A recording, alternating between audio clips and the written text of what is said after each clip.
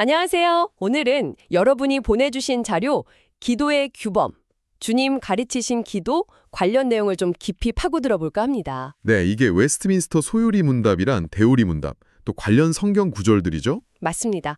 소요리 문답 99문, 대우리 문답 186문하고 그 해설인데요.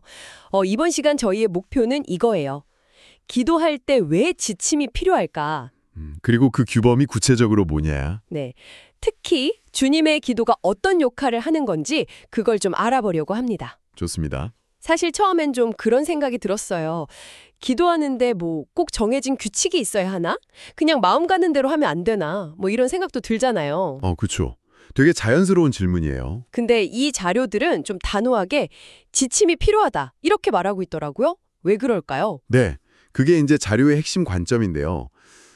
사람이 처음 상태에서 벗어나면서 그러니까 타락한 이후에 하나님을 아는 지식이나 뭐랄까 마음의 방향 같은 게 좀 왜곡됐다고 보는 거죠. 아, 원래 상태가 아니니까. 그렇죠. 그래서 뭘 기도해야 할지 또 어떻게 기도해야 할지 스스로는 정확히 알기 어렵다 이런 입장이에요. 길 잃은 사람한테 지도가 필요한 것처럼요? 네, 비슷해요.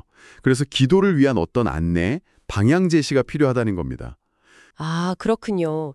지침이 없으면 오히려 잘못된 길로 갈 수 있으니까 바른 길로 이끌 안내서가 필요하다는 말이네요. 네, 맞습니다. 그래서 이 문답들이 구체적으로 두 가지 규범을 딱 제시하잖아요. 첫째는 좀 넓게 하나님의 말씀 전체라고 하고요. 네, 성경 전체죠. 그리고 두 번째가 이제 좀 더 특별한 지침으로 주님의 기도를 딱 꼽고 있네요. 맞습니다. 첫 번째 규범, 하나님의 말씀 전체. 이건 뭐냐면 성경 여기저기에 담겨있는 기도의 원리들을 배우라는 거예요. 예를 들면요. 예를 들면 시편에 진짜 다양한 기도들이 있잖아요. 찬양, 감사, 막 깊은 탄식, 간구 같은 것들. 그런 걸 보면서 아, 이렇게 표현할 수 있구나 배우는 거죠. 네네. 또 성경 인물들이 기도하는 걸 보면서 아, 우리가 오직 하나님께만 기도해야 하는구나.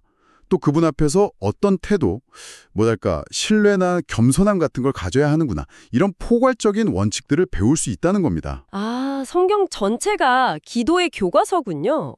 그럼 이제 진짜 흥미로운 지점으로 넘어가는 것 같은데요. 네, 바로 주님의 기도죠. 네, 두 번째 규범으로 제시된 주님의 기도. 마태복음 6장, 누가복음 11장에 나오는 바로 그 기도잖아요. 이게 왜 이렇게 특별하게 다뤄지는 걸까요? 전 이 부분이 특히 좀 놀라웠어요. 네, 바로 그 지점이 이 자료의 아주 중요한 통찰 중 하나예요. 우리가 보통 주님의 기도라고 부르긴 하지만 엄밀히 말하면 이 기도는 예수님 자신이 개인적으로 드린 기도는 아니라는 거예요. 그래요? 왜죠? 그 기도 내용 중에 우리 죄를 사하여 주시옵고 이 부분이 있잖아요. 네, 있죠. 해설에 따르면 예수님은 죄가 없으신 분이니까 당신 자신을 위해서 죄사함을 구할 필요가 없으셨다는 거죠. 아, 하긴 그렇네요. 실제로 요한복음 17장에 보면 예수님이 길게 기도하시는 내용이 나오는데 거기엔 죄 용서를 구하는 내용이 없어요. 와, 그건 진짜 중요한 차이네요. 저도 그냥 주님이 하신 기도 이렇게만 생각했었거든요. 네, 그렇죠. 그래서 주님의 기도라는 이름은 예수님이 직접 하셨다기보다는 너희는 이렇게 기도해라 하고 제자들에게 가르쳐 주신 일종의 기도의 모델, 청사진 이런 의미가 훨씬 강한 거죠. 아하, 직접 드린 기도라기보다 기도는 이렇게 하는 거야 하고 보여주신 모델이군요. 정확히 그렇습니다.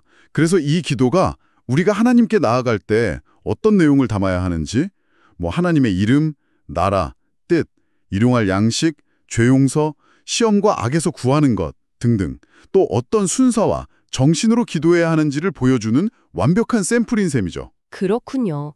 그런데 이 자료에서 또 되게 강조하는 게 있잖아요. 네. 이걸 그냥 기계적으로 반복하거나 무슨 주술적인 효과를 기대하면서 외우면 안 된다는 거예요. 아, 맞아요. 아주 중요하게 경고하죠. 그냥 막 외우기만 하는 건 잘못된 태도다라고요. 네, 그 부분도 인상 깊었어요. 무슨 알라딘 램프 문지르듯이 기도하는 건 절대 안 된다는 그런 느낌이었어요. 네, 핵심은 그거죠.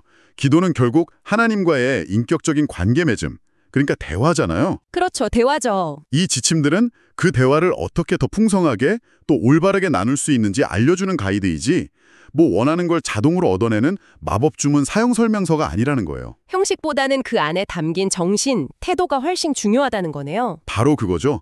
하나님을 향한 진실한 마음, 올바른 태도, 이걸 훨씬 중요하다고 강조합니다. 자, 오늘 이야기를 좀 정리해보면요. 우리가 기도에 지침이 필요한 이유는 우리 스스로는 좀 부족하고 한계가 있기 때문이고, 네, 스스로는 온전히 알기 어렵기 때문에. 그래서 그 지침으로 성경 전체, 그리고 특히 예수님이 직접 가르쳐 주신 주님의 기도라는 아주 강력한 모델이 있다는 걸 확인했습니다. 맞습니다. 그리고 가장 중요한 건 이 모델이 무슨 소원을 들어주는 마법 주문이 아니라 하나님과의 관계 안에서 우리가 어떤 내용과 태도로 나아가야 할지 보여주는 나침판 같다는 점이겠죠? 그렇습니다. 아주 정확한 비유네요. 나침판. 네. 이 내용들을 바탕으로 여러분 자신의 기도 생활을 한번 돌아보시는 것도 참 의미 있을 것 같아요. 여러분의 기도는 지금 하나님과의 진솔한 대화에 더 가깝나요? 아니면 혹시 나도 모르게 특정 결과를 얻어내기 위한 수단처럼 좀 느껴질 때는 없으신가요? 스스로 점검해 볼 수 있겠네요. 네, 주님의 기도라는 모델이 그 점검의 좋은 기준이 되어줄 수 있을 겁니다. 마지막으로 이 자료들을 통해 얻은 통찰을 바탕으로 여러분께 이런 질문을 하나 던져드리고 싶습니다. 네, 어떤 질문인가요? 주님의 기도가 그냥 외우는 대상이 아니라 우리가 드려야 할 기도의 모델, 청사진이라고 했잖아요. 그렇다면 그 청사진을 오늘 여러분의 구체적인 삶의 현장에서 어떻게 활용해서 더 깊고 실제적인 기도로 확장해 나갈 수 있을까요? 아, 좋은 질문이네요. 네, 한번 각자 고민해 보시면 좋겠습니다.